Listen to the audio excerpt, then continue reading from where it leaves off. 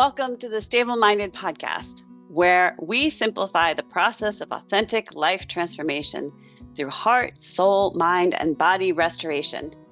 I'm your host, Lisa Pulliam, founder of StableMinded, trained as a trauma-informed coach and clinical counselor, specializing in partnering with horses to improve overall well-being. I am most passionate about integrating faith with neuropsychology in the pursuit of healing and growth, blending evidence-based practices that align with biblical principles. Whether you are struggling with your faith, living a life with constant buzz of anxiety, wondering if ADHD is why you feel so chaotic, worried that trauma is a bigger part of your story, or feeling just like you can't ever get out of the stuck cycle, this Stable-Minded Podcast is for you. It is for us. So take a deep breath, lean in, and gain the tools and the inspiration you need to become stable-minded and live the life you were made for. Hey there, podcast listeners. Thank you for tuning in today. I want to have a heart-to-heart, and I am hoping that you can picture us sitting in a room together. You're across from me, as close as you want to be, cup of coffee in hand or tea, if that's your preference. And I really want to talk with you about the idea of transformation from the perspective of the lies we believe about it and the excuses that we make and how that is holding you back from experiencing a stabilized life, a life in which you thrive, a life in which you experience God's goodness and graciousness in this moment, while also moving through hard stuff. And this is raw. This is coming out of my current season of learning and growing. And I want it to be as practical as possible for you as we move into the end of this season of the Stable-Minded Podcast. Some of the things that have been happening behind the scenes that you may or may not be aware of is that I have just come off of a weekend speaking at a women's retreat on a topic called Evergreen, which is now available as a self-paced retreat, mini course Bible study that you can do on your own or with a group of women through the Stable-Minded Academy. And I'm telling you about that because A, I really want you to do it because I think it's good content. B, it's probably my most favorite content to date. And C, it has come through the lived experience of the last 4 months of my life. So many of you know, if you've been listening since the beginning and have been with Stable-Minded from before that this past 2025, 2026 season has been really difficult. I lost my horse, as you know. I've made mention in previous episodes of additional losses. And one of those main losses that I am in the throes of right now is that the place where I operate my business out of, the farm, is going up for sale. And we were notified about that in the late winter of 2026. I knew it was coming at some point, but I thought we had another couple of years. And with this closure, the partnership that I've had with Concordia Stables and sharing the horses for my work is also coming to a close because of a pivot that the owner is making. And this has absolutely nothing to do, like our friendship is strong and great, and I'll probably end up at the same boarding place that she's going to be at if I am blessed with the opportunity to have another horse. But this is a radical change and another loss over many losses. And if you have followed me for a number of years from the time that Finding Calm came out, from the time that I first launched Stable-Minded, you'll know that this is not the first time I'm going through this experience where the place I do my business out of is being sold out from underneath me without me having a plan for what I'm going to do next. And this is the nature of the expense of horses and horse properties. This is the nature of operating a business when the income that you can make off the services that you provide is not enough to be able to own the property in which you provide that services at. It's just an economics thing. But I have been a big idea girl since I was little, and some of that came out of my trauma experience and my ability to think ahead and think big and have an imagination was part of my survival. And so I always thought that by the time I got to this place, I would have my own place and that this wouldn't happen again. But it's happening again. And why this is important is that this is happening at the same time that I had decided two things through much, much, much prayer. Uh, One was this topic, evergreen, and the idea that God is an evergreen God. He is timeless. In the marketing language, evergreen is when you create content that isn't dated. It's not restricted to a time period. It's not restricted to a particular event. It is timeless. And as I've been walking through life with God, I was really thinking about God as an evergreen God, a timeless God with timeless truths that transcends all experiences. And as I pitched this idea for this topic for the to the retreat ladies and started run with it, we went with Psalm 1 that refers to this idea of being planted by streams of living water, and that our leaves will not wither, and that by God's purposes, when they prevail, whatever we do will flourish and prosper. And so I took from that psalm and created a retreat that looked at what does it mean to be planted and rooted in our faith in a resilient way? What does it look like to be pruned so that we can abide and remain with God? And then what does it look like to experience faithfulness, God's faithfulness to us and our faithfulness to Him that we may flourish? So I'm in the middle of preparing, months of preparing for this retreat and studying the scriptures. And I am experiencing firsthand a divine pruning. First it's the loss of my horse, then it's the loss of the place where I practice my business. And in the middle of all of that, there are all these thousands of other kind of losses that are happening. And one of which has been super intense and not in a way that anybody really knows. Uh, I uh, I had a riding accident on Cody in August of 2025, and we believed I went to the ER. It looked like it was a seat bone injury. Nothing was fractured. I was given this is how long it's going to take to heal. And within 6 weeks, I was like, something is not right. And this is taking longer than it feels like it should take. Like the pain was not changing. And so I put myself back into physical therapy, thinking, okay, my connective tissue disorder, EDS, is going to really be hit hard if I don't maintain my core strength. And I don't know how to do that with this injury. So back into physical therapy, I'm physically like getting stronger, but the pain is not going away. And it hurts with every step. It hurts when I get up from sitting. And the left side's hurting more than the right side. And I don't know what's happening. But what took precedent in that time period was Cody and his tailspin, his medical tailspin, and his mental tailspin. And I put my pain on hold to focus on Kodiak. I also put my pain on hold and didn't listen to my gut saying, I need to go see a specialist on this. I need to go back to the orthopedist, probably need an MRI because things don't feel right. Because I grew up believing no pain, no gain.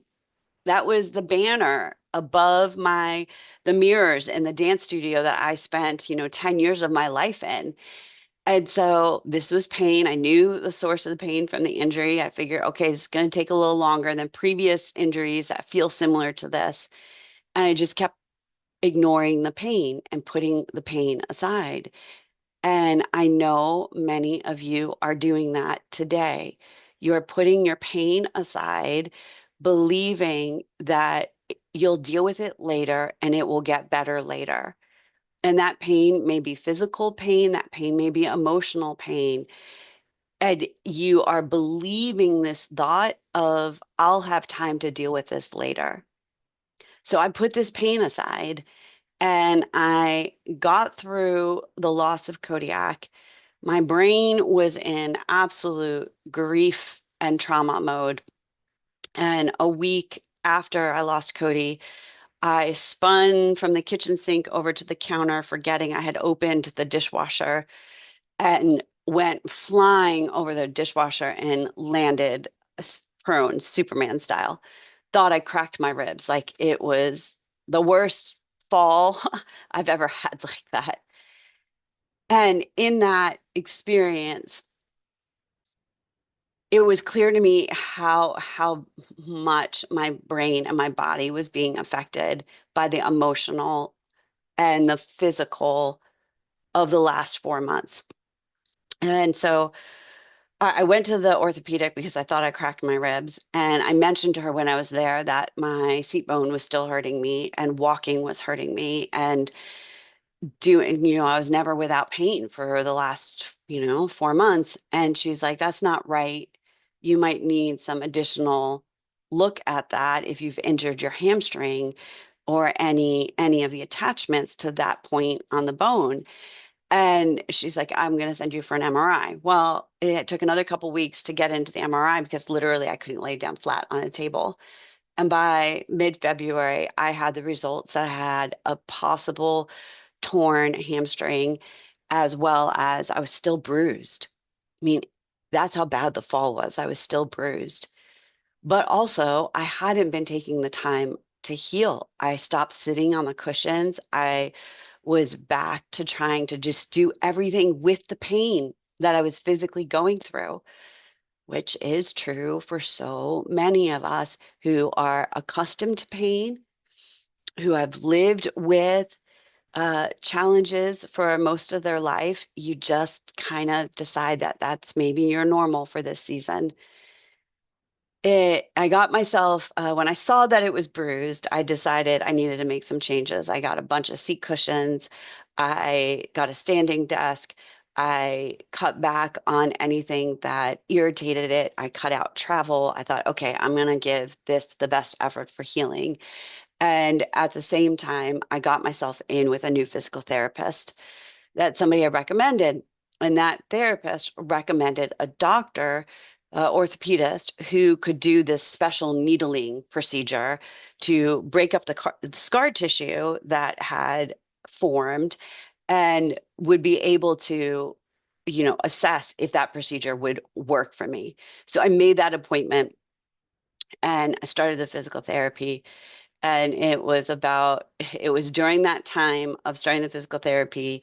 And by the time I saw the new doctor, that we knew that the farm was closing. And I was already beginning to think about possibly purchasing one of the school horses that I dearly, dearly love, but didn't ride a lot.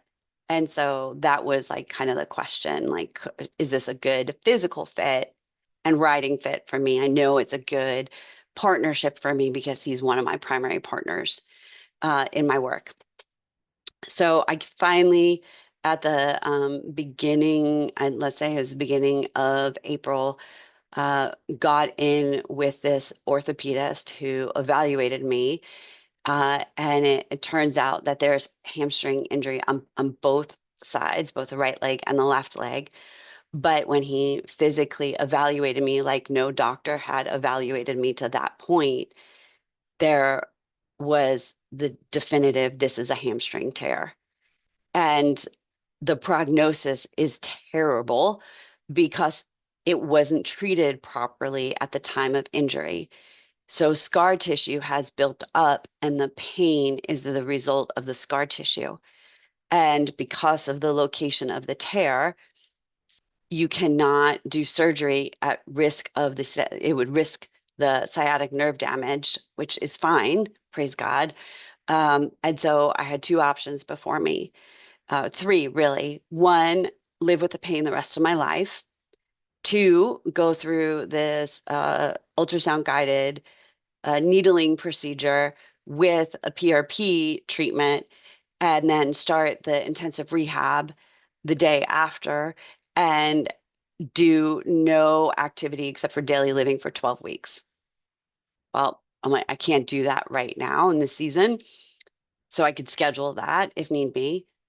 And I said to the doctor, so if I can't do that until August, can I continue with PT right now without help at all? He's like, you could actually start the rehab now, but you need to know the rehab now and the rehab then is the same painful procedure because we have to basically rip the scar tissue apart and essentially re-injure that location in order for it to heal properly. And I said, well, I do hard things. I might be here crying with you in this office right now, but I do hard things and I will do what is needed to break apart this scar tissue, even if it means more pain than already my chronic pain. And he walked out of that appointment and did additional research. And he told me in the office, the success rate for this kind of procedure in this location that he's experienced is only about 70%. So this isn't even a guarantee I'll ever get back to my full function without pain. The rehab alone could be as effective as the procedure, but again, we're at the 70% odds. And I have really struggled mentally with that, especially as I researched more about this injury, it's a proximal hamstring tear. It's the interior hamstring of the three hamstrings that is torn. And that is most affected when your legs, when you're riding, if you're riding a wide horse or having to use a lot of leg on the horse, it is more painful, which explained why after every ride I had on this horse I wanted to purchase caused more pain than the other horses I've been riding in lessons. I realized that I couldn't move ahead with this purchase of this horse. So how does this relate to evergreen and pruning and transformation? It is such a picture of how we do life and the impact of grief and the impact of being pruned. For a couple weeks after thinking I'm losing the my business location, at least I'm comforted by the fact that I could keep this horse that I have loved as a part of my life. And before I could even make that commitment, imagining what that would look like. I am losing that horse. So it's another loss. I am experiencing a loss of many months of activity because of physical pain. And now I'm looking at a potential lifetime of loss of my current function. I am thinking ahead to what my summer was supposed to look like and the trip my husband and I were supposed to take for our anniversary, which included horseback riding and long travel. And I'm thinking, I can't even go an hour without pain in the car. That is now off the table. So loss, loss, loss, loss. And as I've been processing this, realizing when we do not pay attention to what our heart, mind, body, and soul is saying about the pain that we are carrying, and when we take on the mindset that we can just deal with it later, we are creating more problems for ourselves. Just like that scar tissue built up in my hamstring because it wasn't caught by the people who were caring for me. And I ignored what I thought I needed to do and put it on hold while I was prioritizing other people and other things. I have made it essentially worse for myself. And if you think about your physical pain and the ignoring of it because you're like, everybody's in pain. I've always been in pain. Or you don't really want to know the news of what the doctor's going to tell you when you walk into that office. Or you don't really want to go to the therapist and dig up and deal with the old stuff that has made you angry and hurt and bitter, or dealing with the current stuff that feels like there's no way forward. You're just layering your life with scar tissue, my friend. It is not going to get better. And in fact, it may get worse. The more scar tissue that is layered, the more work that will need to be done to bust apart those layers and heal. And this isn't just it's not just a metaphor. This is not just a spiritual metaphor. This is not just a physical metaphor about my hamstring. There is research out there. The research says about trauma in particular, a traumatic event. If you receive therapeutic trauma-informed support after a traumatic event, the likelihood of that not turning into PTSD is so much higher than if you leave that and not attend to it for 30 days. Your likelihood to develop PTSD symptoms from that particular incident is much greater. So we may not think it's so bad in the moment, and that's why we don't get help. Or we might think this has got to get better. But by the time you're 30 days out from it, you're starting to now experience the symptoms of PTSD. And in one of the best workbooks I use with clients is called Transforming the Living Legacy of Trauma. And Janina Fisher has in that workbook a list of trauma symptoms, anything from hypervigilance, flashbacks, anxiety, sleeplessness, insomnia, mood. There's just so many. And if you have already experienced those things and then have a traumatic event, you may not realize that that is what is happening as you continue to move forward.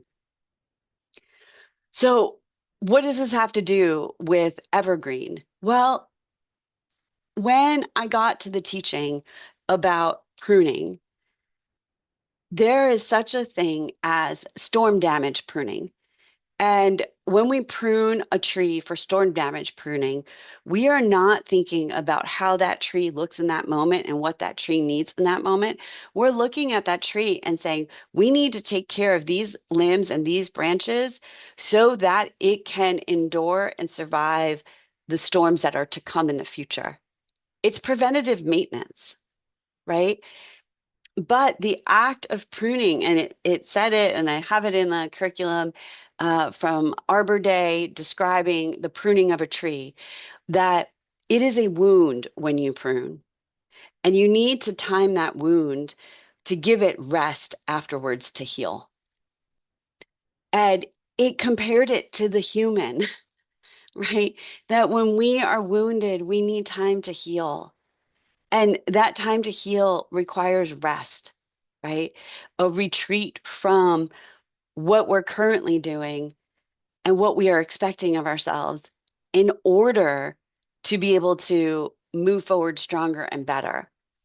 And when we look at pruning from the vantage point of rose bushes, we know that we cut those rose bushes back. We deadhead them, we prune the dead limbs, we create a open space for that rose bush to grow. And I share a really powerful story in the Evergreen curriculum about going through that years ago. In fact, you probably have heard it on the More to Be podcast at some point if you listen to that. And this idea that when we prune, we get better blooms. So when God is pruning us, when he's cutting things out of our life, he's creating space for growth. And whether that pruning looks like the loss of my horse, the loss of the property, the loss of the horse that I thought I was going to buy, the loss of a plan, a dream, whatever that may be, that just feels like God is cutting out of my life, I can be hopeful for the promise that, according to John 15, that when God prunes us, there is new life to come. I can also take hope and promise in the process of healing and what comes when we take time to deal with the wounds that scabbed over, in which scar tissue grew, because we didn't give ourselves the time and the space to properly heal from them.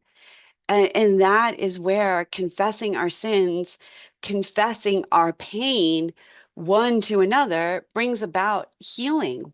Speaking it to God and asking Him to heal us, to cleanse us, to purify our hearts, to make us new. And so much of this evergreen content is about that process of getting our hearts right before God so that He can plant good, wonderful fruit bearing things deep in our heart that overflow through our lives. And so there's all these wonderful metaphors while I'm going through this lived experience of a physical pain, an emotional pain, in the work of doing healing from my past pain, becoming the person that God has created to me while walking alongside others who are seeking to become who they were created to be. And so that's this last part that I want to share with you, and the timing is really perfect, honestly. I I have been in a journey with the Lord for the last 5 or 6 years, maybe even longer than that, of Him teaching me how to Sabbath, how to rest, how to cease striving, how to learn what it means for my nervous system to be at peace, that parasympathetic state of the rest and digest, and not the sympathetic arousal state of like hypervigilance and go, go, go. And if you've listened to any of my content, you know that this has been a very long journey for me. In the fall of this past year, I spent a weekend away where I unplugged for 2 days with friends and my husband. And those 2 days of not opening my computer, laying on a couch at my friend's lake house, reading a book, showed me the restorative power of rest in a way I had never experienced before. And that was timed with going through emotionally healthy spirituality, a book written by Peter Scazzaro with my church. It's a book I read years ago when I first started studying and attempting to practice Sabbath, and realizing like I need more of this. I need this rest because I need my nervous system to heal from the traumatic events of the last 4 years. This was all before anything went south with Cody. I did fall in August, so I was in pain, but we weren't aware that Kodiak's spook had anything to do with the neurological changes that we had missed. And that was a weekend in late October, and things spiraled with him starting in November. But I didn't know that we were spiraling towards his death. I thought we were just in another like phase of dealing with Kodiak challenges. And so I had been prayerful and been really thinking, what does it look like for me to take a sabbatical? And at first, the thought was, I'm just going to take 30 days next summer. I'm literally going to do a 30-day sabbatical, completely walk away from anything related to the business and serving others, and just give myself 30 days. I picked up a book by Ruth Haley Barton on Sabbath and sabbatical. I actually had it from years ago, And I had only read some of the Sabbath part, and I thought, well, the sabbatical is like irrelevant. I'm not a pastor. I'm not a professor. Who gets to take sabbatical? You can't take sabbatical from being a therapist. Like, how on earth does that work? You can't just like abandon your clients. That's unethical. But I picked up that book and I started reading it. And at the same time, I had heard a podcast from for therapists on these two therapists talking about how to do a planned retirement, and another therapist talking about burnout and what happened when she didn't take care of herself and how she ended up having to quit her practice. So all of this is like happening at the same time. And I started praying and thinking about, Lord, could I take a sabbatical so I don't end up in burnout? Can I take a sabbatical to reset my nervous system like I'm continually guiding clients to do, and heal from my injury, heal from the past stuff that I was making great progress on, just heal. And so by the end of December, I already had everything mapped out to take a sabbatical starting June 1st, and had a plan with my supervisors how I was going to do that with my clients based on where they were at the time.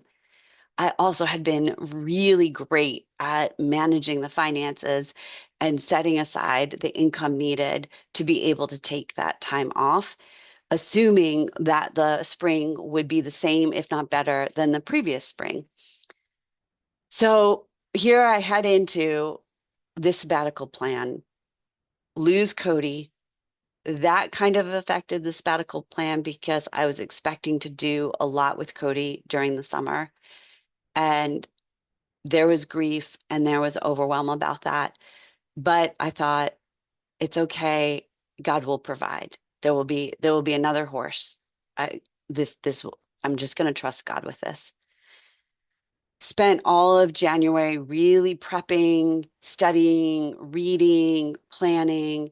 How do I do this intentionally? How do I do this well? How do I deal with my heart issues before I do this? The idea of terminating with my clients if need be. How does this work? And the deeper I got into the research, the more I found out that 30 days wasn't going to do the nervous system reset that I wanted. Because by the time I came to the end of it, I was already going in the last week to be gearing up to the next. And so I thought, okay, can I take 2 months? Could I take 3 months? Is this wise? What will happen on the other side of it? And looking at my caseload, I had such confidence that I could do really good work with the clients I was working with. And then either this would be a wonderful season for them to kind of take a step back from therapy, see how they're doing, and then come back to me if they were ready and needed it, or it would be a great time for them to begin work with another therapist because we are all different. And my role as a therapist is to give you from the overflow of what I have and the knowledge and experience and the perspective I have, and then for you to take that and integrate that into your life in whatever way you're designed to do so. And then sometimes you need to move on to another type of person to support your growth, whether that be another therapist, a spiritual director, a mentor, a coach, and then continue to integrate the tools that you can glean from the next person on your growth journey. And the important thing for me in making that decision is I did not have anybody that was at that point suffering from immediate needs of healing of PTSD, because that is a long game. These clients were clients I had taken from that place to a stabilized place. And so it was appropriate therapeutically to be able to ethically say, we can end. And it was beautiful because I began the termination process really 3 months in advance. And the amazing part of all this for my clients has been the motivation that external pressure has caused on their intentional work and planning moving towards the end of us working together. And it cracks me up from an ADHD perspective. we need that external motivation, but not all my clients are struggling with ADHD. And yet I'm seeing the benefits of having this idea of here's this fixed ending. I'm also seeing how much that process is helping work through endings, which most of us are not prepared for. There's a lot of emotions that come up, abandonment issues, feeling betrayed, feeling rejected. It feels so uncomfortable, and the emotions of sadness are so great that we choose to run from it rather than move through it. And so it's been a really great time to develop those skills in me and with my clients. My point being on this is that this has been a difficult decision and another kind of loss of I am saying goodbye to these people that I have really come to love and care about. And part of the way that I was dealing with that was thinking, well, I can always come back. The office will be there, the farm will be there. On the other side of this, that was my comfort. And then it was not. Because when I got the news that the property is going to go up on the market, September 1st, which was supposed to be my first day back, would be the last day at the property.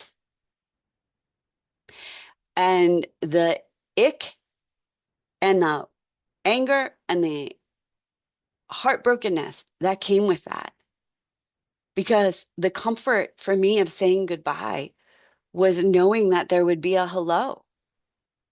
And now there's deeper work that has to be done for me. There's also now deeper work that has to be done for my clients.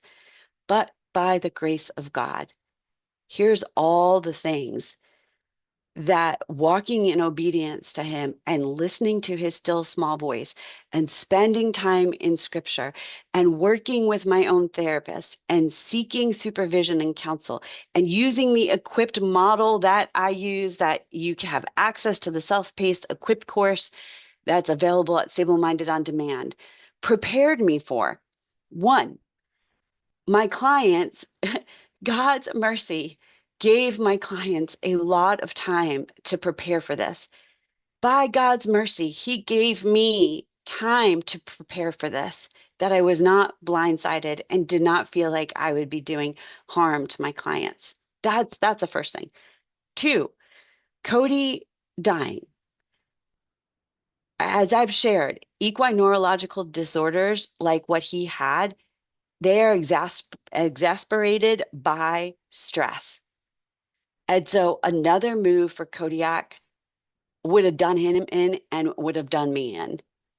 And so to know that I was obedient in stewarding his life and willing to listen to him, notice him, be confident that the Lord could carry me through that deep, deep, deep pain and loss that is still very deep and real for me, is a bittersweet mercy that he doesn't have to experience this pain. And that I was able to deal with that then and not in the middle of this. Also, I I was entertaining, very seriously entertaining, uh, speaking and having a vendor booth at one of the expos with the idea that I would be able to book clients at the farm.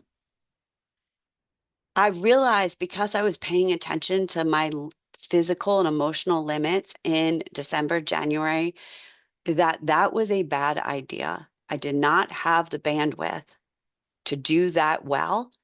And I am so attuned to my ADHD tendencies of impulsiveness and have built in so much accountability that I actually didn't just fly by the seat of my pants thinking I could do it. I didn't do it. I was also personally invited to participate in the Horses for Mental Health campaign that happens in May of every year. And this campaign is fantastic. I would learn so much. I'd have a lot of support. I'd be able to raise money to provide services for clients. But it was going to be a lot of effort leading up to that in May. And I kept thinking, but if I'm taking sabbatical, I'm not going to be able to work with any clients until September. This doesn't feel like the right timing. I need to plan to do this next year. And so hearing from the Lord so clearly and not just going with the impulse, but having a stock of my abilities and my limits made me like well positioned to hear from God and not just go ahead with it.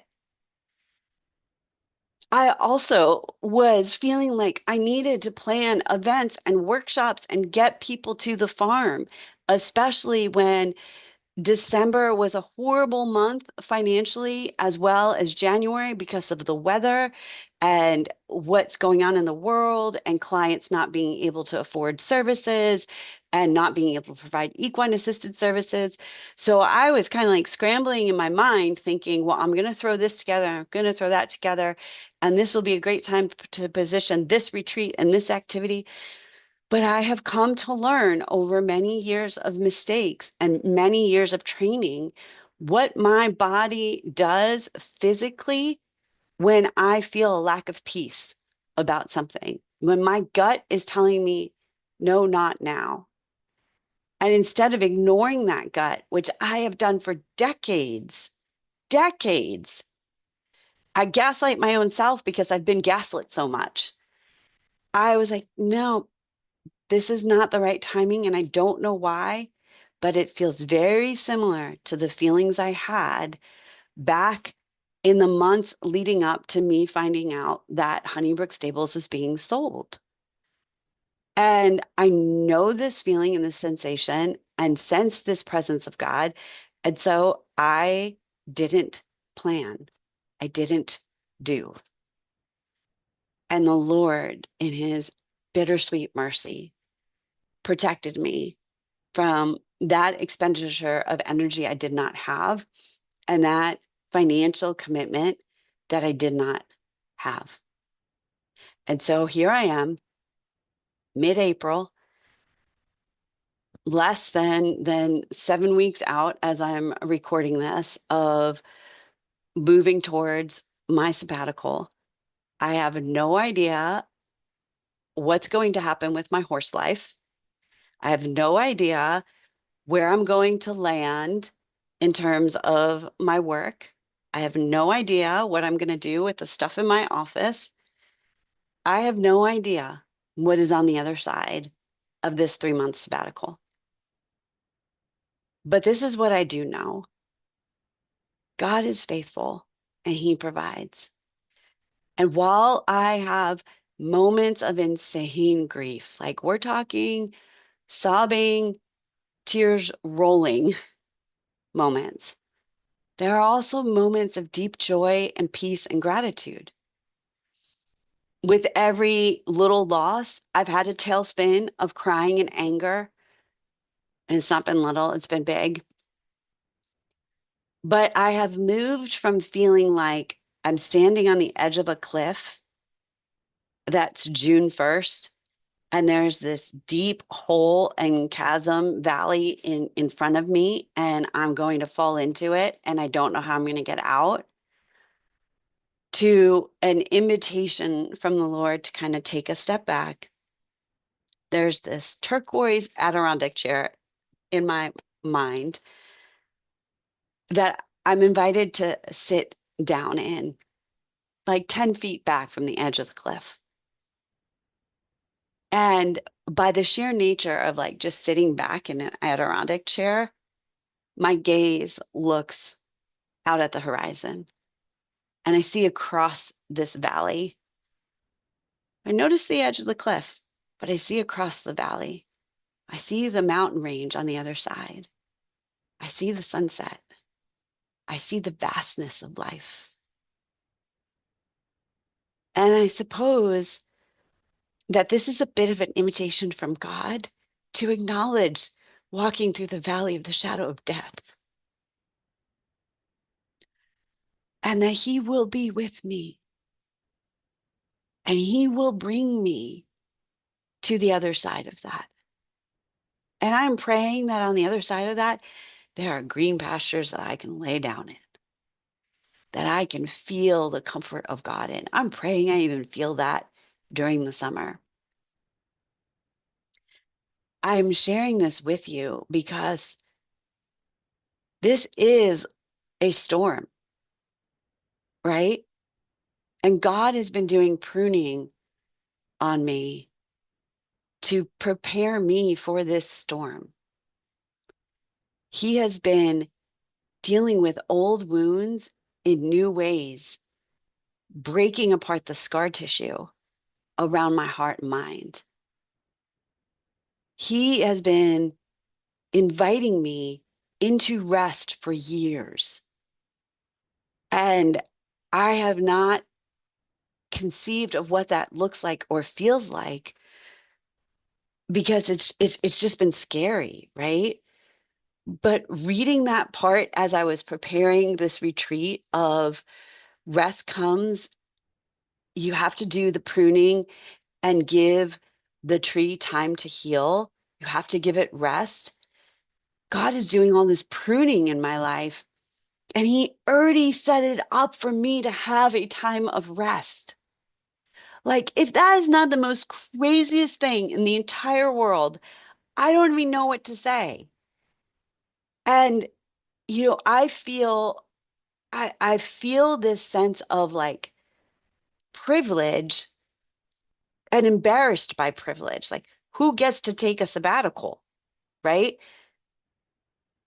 But this is a financial hardship. Like, you don't understand. Like, I am not walking into this because I have all the resources to play with. No, we depend upon my income. It it it it is necessary, right?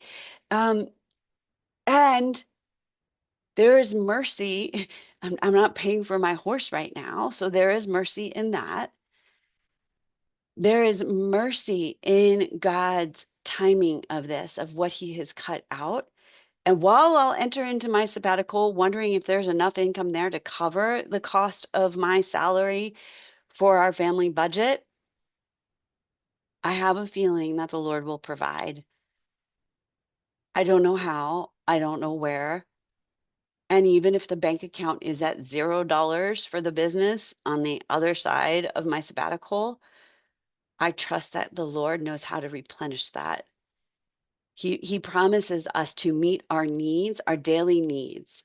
Read the Our Father. He promises to give us our daily bread. And I believe that He will do that. The wants, I don't know.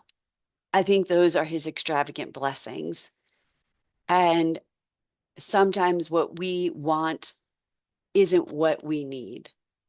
And I have to trust that God has a plan for that. And so as I move towards this sabbatical season, I'm very much committing to uh, signing off, maybe entirely on social media. I have not decided about that. Um, Definitely from the business and things that give me my sense of stability, which is the work I do, the providing that comes through the work I do. And June is focused on healing my heart, mind, body, and soul. And I have a feeling that from now until the end of June or longer, it is going to parallel the pain that comes in the tearing of my scar tissue from the exercises that I have to do in physical therapy. And with every painful exercise, with every painful step, I sense that the Lord is with me. He suffered first on our behalf, and He is suffering with me in this. And by His scars, we are healed. I'm hoping and praying that July will feel lighter and freer. And I'm hoping that by August, I will have some clarity on what it is that the Lord wants me to particularly focus on in using my gifts and my talents for His glory. And the skills that he has given me as a therapist, as a trauma-informed therapist who is crazy about the integration of faith and neuropsychology. And then I'll see what will come to be. I see this as the opportunity to choose emotional and physical health in a proactive way rather than in a reactive way. This is burnout prevention. This is the opportunity to live and practice what I preach. And it is at a cost, and there is fear with it. And I hope that by sharing this with you, you will find the courage within to do this hard thing for yourself. It may not be sabbatical, right? You may not have the opportunity to do that in your line of work. But what would be a fast? Fast from a particular commitment, fast from a particular responsibility to give you a break and an opportunity to heal and grow. What would it look like to depend more on the Lord than on yourself for what comes next? Where is he asking you to lay down the idols in your heart and the broken parts of your heart? Where do you need to go into deeper healing with the support of a therapist and face the pain, knowing that that pain doesn't have to be forever? You can heal and grow. And I really do believe that our heart and mind is not like my hamstring with 70% odds for healing. I really do believe that God offers us 100% healing in our heart and mind. And I am trying to believe him for full healing on my hamstring. And so if you are scared about getting with a therapist, seeing a therapist, not knowing how to find a therapist, I want to give you some very practical steps in this already long episode for moving forward. One, psychologytoday.com. I no longer have an account. I'm no longer listed with psychologytoday.com because of the way they run their metrics and suck the money out of the pocket of a therapist. However, it is an easy way to search for people within your area. And you could search by zip code and you could search by specialty. I would also use chat.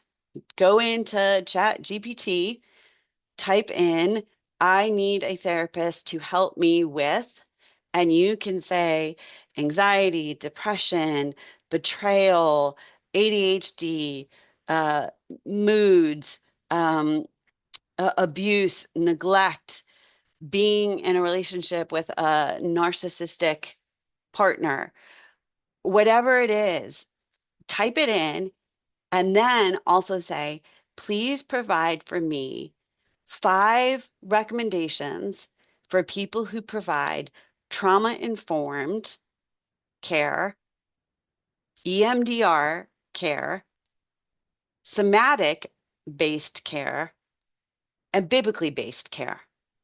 If you do you put in those 5 criteria, you may find somebody that meets all of those. 4 criteria. You may find somebody that meets all that criteria. You might not. And so I would encourage you to go with the person that is clinically trained in the modality that it is trauma informed, because they will understand how your life experiences have impacted what is happening in your mind and in your body as an integrated whole. And you just might find out that when you get in and meet with that person, that they also happen to be a believer And you could ask them directly, it is important to me as a Christian that I have a therapist that will support my biblical worldviews. Is that something that you would be able to do? Would you be willing to tell me if you are a Christian? If that person says, I do not feel comfortable to disclose that, uh, it may be true that they're not a believer. It may be that they're old school trained and that they're not in a camp of practice that they feel like that that they should disclose, because there are therapists that believe that disclosure doesn't necessarily help the client because it's supposed to be about the client, not about them. But I have found that having somebody who I know isn't thinking against my faith is important to me in my care. The other thing that you can do is search for practices, like group practices. You can type in clinically based uh, Christian counseling practices, or a Christian counseling practice, or therapist, or psychotherapist, trauma informed therapist. Just put it into your Google. And then when you go to those websites and you start looking for a therapist, look for how they are trained. You want to look for some letters at the end of their name. Are they disclosing their kind of training to you? Do they hold an MA? That's a master's. Do they hold a license? Either something like LAPC, which is Licensed Associate Professional Counselor, which means they're still in process of earning their counseling hours under supervision. That would be me. Um, an LPC, a Licensed Professional Counselor. LCSW, Licensed Clinical Social Worker. Licensed Marriage and Family Therapist. LFMT. These are the types of counselors that have been trained in different modalities for how to help the individual and the family. If they only have an MA and no licensure, they may still be good depending upon their years of practice and what they have specialized in. Uh, but you need to ask them, how much experience do they have? MAs only may simply be in their internship. And as much as I'm grateful for the clients I had when I was an intern, not all counseling practices are created equally in terms of how they help and support an intern. And not all grad programs are equal in terms of how they train an intern. So you really do want to have a sense of how they've been trained and what skill sets they hold. You can email me between now and June 1st if you want a consult on that. And if I can answer quickly on email, I will email you back. If it feels like it's something that needs to be a little bit more, like I need to know more about your story to make a recommendation, we can hop on a discovery session, consultation session call. Yes, I will bill you for that. But we can have that one session and I can give you as much information about your story as you need to be able to find the right person to be able to work with in the future. Why therapy as opposed to simply coaching or biblical mentoring? It's that clinical side of things. Sometimes what's holding you up is what needs a particular intervention, a particular way of practicing therapy to unlock you to move forward. Uh, Therapists are trained to be able to diagnose. They are able to see your collection of symptoms and say, hey, this is what I think you're struggling with. And from that vantage point, they're able to then recommend, like, I think you need to go get a visit appointment with your doctor and have this, and this considered because there might be some biological factors happening. Or I think you need to go see a psychiatrist who is the medical doctor for the brain body. And they are the ones that will be able to prescribe you with medication to bring some stabilization so that you can move into that deeper healing with the therapist. Yes, your doctor can prescribe you the same medication that the psychiatrist can provide you with. But please, please, please, please, please do not just get medication to quiet your anxiety and to support your depression, because that is only touching on the biological that may very well need the support, but it's like not taking care of the scars, right? Like we don't know from face value, is this a medical issue, a genetic issue, or a mindset, a mental health issue? And so you want to take your well-being and take the reins of that, take ownership over that, and do the biopsychosocial that you need in order to be healthy, right? So, like, if you have clinical depression, willpower alone is not going to move that storm cloud out of your life. If you have clinical depression, you are not going to want to get off the couch to do the exercise that and go be with people which will help the depression. So you need the medication to help with the depression to bring some stability. But if you only get the medication, you're not developing the strategies and the habits and the skill sets that will improve you overall. And maybe if that part gets stronger in you, you won't need the medication in the future, or you'll be able to taper it back. And if you are on medication and you're still struggling and it's not working, that is, you go to a psychiatrist and get a psych workup to figure out what's happening from their perspective and talk about what are my medication options, and will you partner with a therapist to help me work through this thing? I know this goes back to my scar tissue where I believed no pain, no gain. So my healing is going to have pain, and I'm so used to pain, I didn't do anything about the pain. Whereas literally now, no pain in my rehab will be forever pain if I don't move forward, if I don't do this, right? So this no pain is actually the opposite, right? Like it's crazy. It's crazy. I have to be in pain in order to get beyond the pain.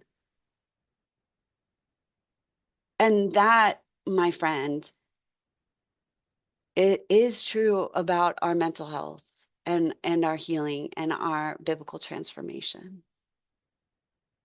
So I hope and pray that you will believe me on this and trust me and put hope in God's ability to work through humanity to support your healing. I've had the privilege of watching not only my clients come to incredible places of healing in their life, doing the hard work, but there's two individuals that heard me speak at the women's retreat a year ago when I talked about thresholds and transformation that come through transitions and seasons that are hard.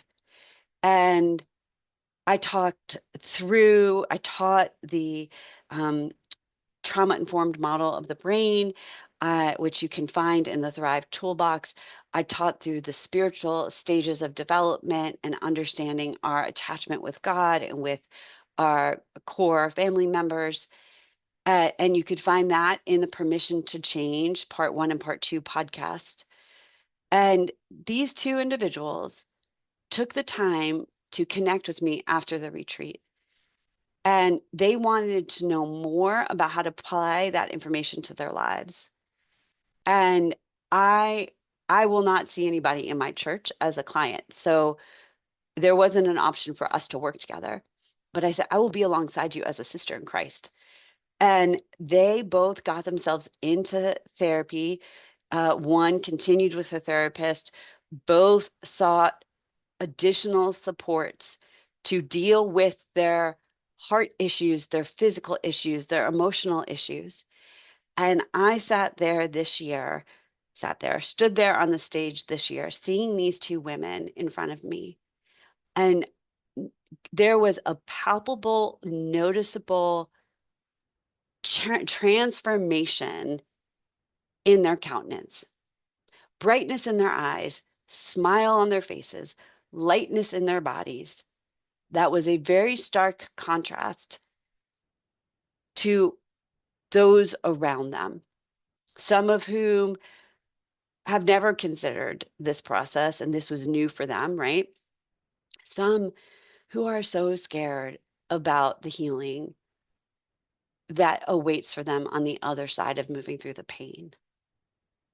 And I'm praying for those sisters as I'm praying for you to imagine what true transformation would look like for you, that lightness, that healing, that invitation to pull up that Adirondack chair at the edge of a cliff, sit with the Lord, and say, I'm going to trust you for this hard that's coming, that you're going to carry me through and hold me close while you take me from here to there.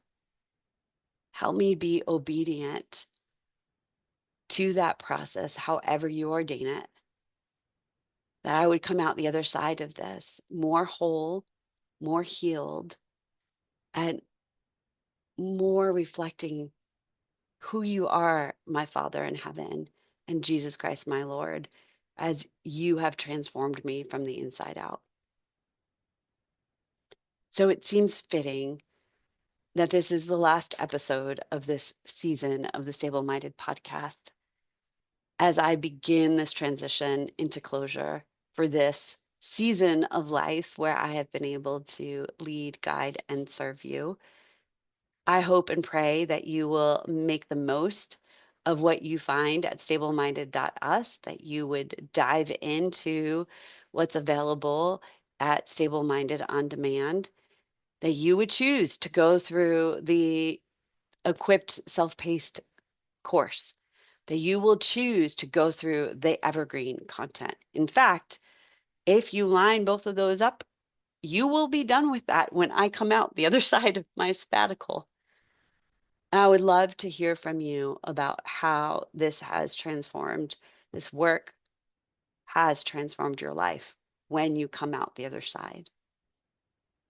I believe it's rich, I believe it's powerful, and I believe it's by the grace of God. He is in this and has led me through this, and it is for His glory and your benefit. And I just thank you so much for the privilege of serving you. And I look forward to testifying of the goodness of God when we connect again. See you next season. Thank you for joining me on the StableMinded Podcast to begin your process of authentic life transformation that leads to heart, soul, mind, and body restoration. Visit StableMinded.us/podcast. You will find complete show notes and resources to support you in this journey of becoming stable-minded. Be sure to like, subscribe, and share this podcast with your friends and family. Your support continues the ongoing work of StableMinded.us. The StableMinded Podcast, hosted by Lisa Pulliam, is intended for informational and educational purposes only. The content shared in each episode, including discussions, interviews, and advice, reflects the personal opinions and professional insights of the hosts and guests.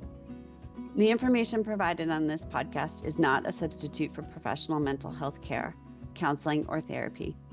Listeners should consult a licensed healthcare professional for specific advice regarding their personal situations. Reliance on any information provided by this podcast is solely at the listener's discretion and risk. While every effort is made to provide accurate and up-to-date information, neither Lisa Pulliam nor the StableMinded Podcast assumes any responsibility for errors, omissions, or outcomes resulting from the use of this information. By listening to this podcast, you agree that neither the host, guest, nor affiliated parties shall be held liable for any damages, loss, or harm arising from the use or misuse of the information presented. If you are experiencing a mental health emergency, please seek immediate assistance from qualified healthcare provider or call emergency services in your area. Thank you for listening to the StableMinded Podcast.